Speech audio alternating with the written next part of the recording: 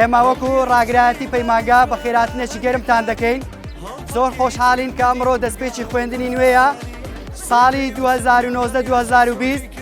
ئێمە خۆمان بە خۆشحاڵ دەزانین کە ئێوە لە پەیمانگاکەی ئێمە دەخوێنن و لە 6 بەشی جیا زۆر خۆمان بە خۆشحاڵ دەزانین.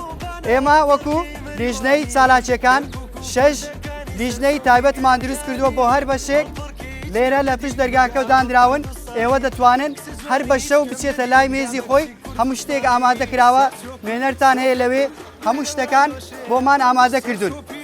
جا دووبارە بە خێراتنتان دەکەین هیوادارن سەرکەوتوو بنەو ساڵ.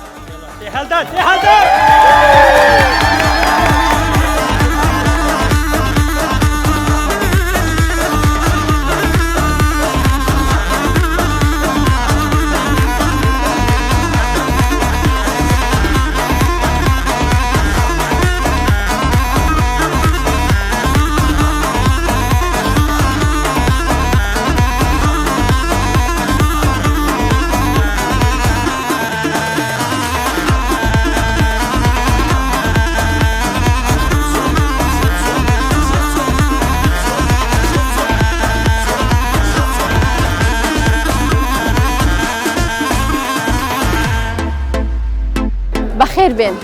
ئەمڕۆ پەیمانگاکەمان پێشوازێکی گەرم لە گروپێکی نوێ لە قۆناغێکی نوێ لە قوتابیانی قۆناغی یەک دەکات.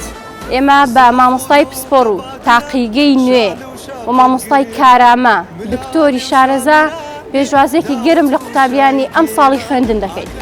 و شامیرانێ داوەت و شای گێرە ئاکرێ و ئامێدی ئاجوان دەنگ بێژا گوت زتران پێی بواواز بابلەکانێ کچ خوور تا کرێدیلە سەری گوڤەندە گەرمە یێڵ دەستی زەندێک نەرمە هەرچی گوتێ دەسماڵێ گوت دەرەدیت هەرەش دەبمە